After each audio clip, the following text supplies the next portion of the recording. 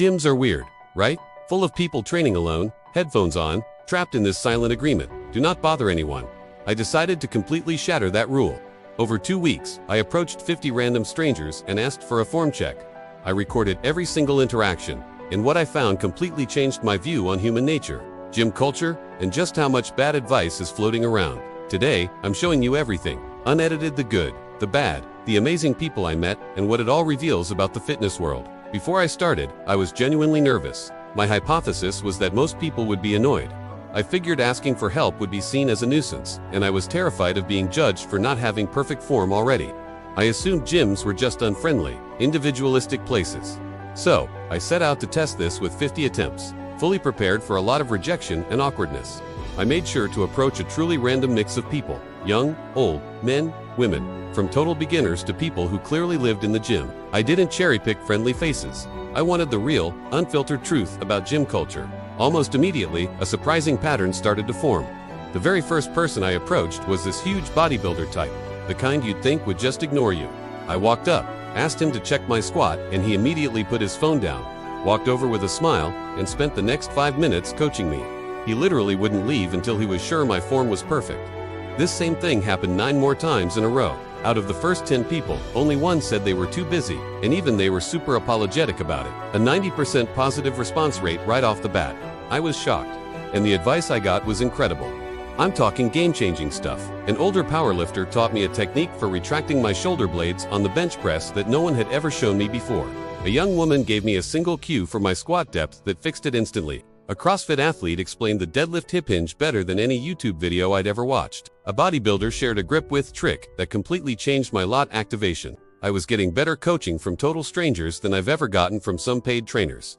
This amazing free knowledge is everywhere. You just have to have the courage to ask for it. But it wasn't all good news. I was also exposed to some terrifyingly bad advice. 3 people gave me tips that were not just wrong, but dangerously wrong. One guy confidently told me my knees should never, ever go past my toes during a squat, which is a total myth. Another said that for a powerful deadlift my back should be a little rounded. That's just asking for a spinal injury.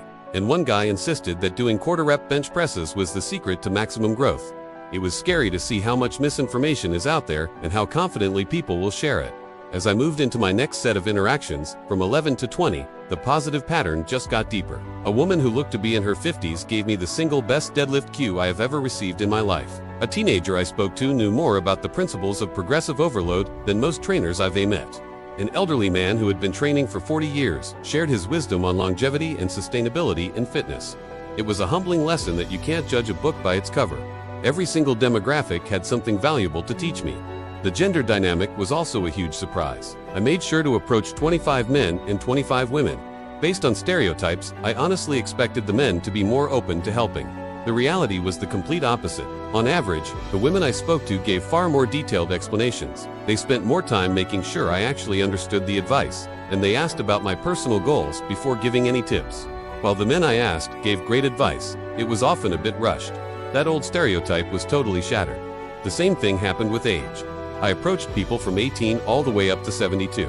I assumed the younger lifters would be up on the latest science and the older folks might give outdated bro science tips. Again, it was the other way around.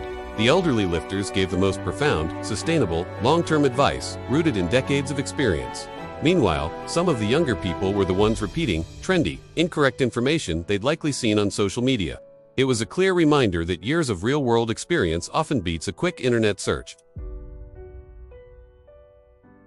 One man told me he wished someone had asked him for help when he first started. He said it would have saved him years of frustration and injury, and that helping me honestly made his day. A woman mentioned how lonely it gets training by yourself every single day, and that the gym community desperately needs more interaction. I realized that asking for help wasn't a burden to these people. It was a gift. It gave them a sense of purpose and a moment of connection. This really highlighted the problem of our lonely gym culture. Of the 50 people I approached, 47 said they rarely, if ever, talk to anyone else at the gym. They are surrounded by people, but they train in total isolation. Headphones have become these invisible walls, and unwritten rules stop us from interacting. The truth is, everyone craves community, but nobody wants to be the first one to reach out. My little experiment broke down that wall. By the end, several people had exchanged numbers with me, and we even started planning to train together. I discovered something else fascinating. Advanced lifters genuinely love to teach. It validates their hard work, makes them feel valued, and reinforces their own knowledge. It breaks up the monotony of their solo sessions and lets them pass on their legacy. And for beginners, learning from a real person instead of a video builds confidence like nothing else. When people talk, everyone wins. From interactions 31 to 40, the conversations got even deeper. People started sharing their entire fitness journeys with me, their struggles with injuries, their triumphs, and the incredible mental health benefits they get from training. In just 2 weeks, the gym transformed from this cold, lonely place into a warm, thriving community. And it all started by asking one simple question. The single best interaction I had was with this quiet guy who was always training alone in the corner. He looked serious, intense, totally unapproachable. I finally worked up the courage to ask him to check my deadlift form. His entire face lit up. He spent the next 20 minutes with me, not just teaching me, but sharing that he's actually a competitive powerlifter. He even offered to write a program for me, for free. He said nobody ever asks him about lifting, even though it's his passion. We became genuine friends, and now we train together every single week. Of course, it wasn't all perfect. I did have one genuinely bad interaction. One guy was just rude. He told me I should hire a trainer and stop bothering people, then just walked away. For a moment, it stung. But then I realized, out of 50 people, he was the only one. A 98% positive response rate means that kind of rejection is incredibly rare, and it really says more about him than it does about me. The final 10 interactions just confirmed the pattern. People in the gym are overwhelmingly kind and helpful. You just have to break the ice. Free knowledge is everywhere, and human connection makes the entire training experience better. Those unwritten rules of gym silence. They're just imaginary barriers we build ourselves. The biggest lesson in all of this is that asking for help isn't weakness, it's wisdom. Nobody, and I mean nobody, succeeds alone. The gym is filled with a library of experts who are willing to teach you. All it takes is the courage to ask. So why does gym culture feel so unfriendly? It's the headphones signaling "do not disturb." It's our own fear of bothering someone else. We create a self-fulfilling prophecy of isolation. The reality is, most people want that connection, but they're waiting for someone else to make the first move. You can be that person. In my own fitness, it's improved dramatically. My form is better, my strength is up, and my old aches and pains are gone. I have friends at the gym now who check in on me. Asking for help made me a better lifter, and honestly, a better person. Looking back, I'd tell my past self to start asking for help from day one. Walk up to people with confidence. Remember, everyone was a beginner once, and people who are passionate about something love to share it. Here's the final data breakdown. Out of 50 interactions, I had 47 positive, helpful responses. That's a 94% success rate.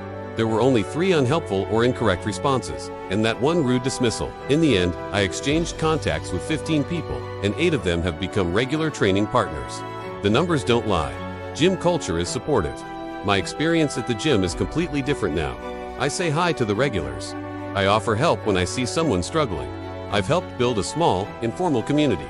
I will never go back to training in isolation. This has been a journey from being anxious and shy to feeling confident and connected. I'm so grateful to every single person who took the time to help me. And now, I want to challenge you. The next time you go to the gym, just approach one person. Ask one simple question. Be the one who starts the conversation. The culture of our gyms only changes when we, as individuals, decide to change it. You can start today. Thanks for watching, and I'll see you in the next one.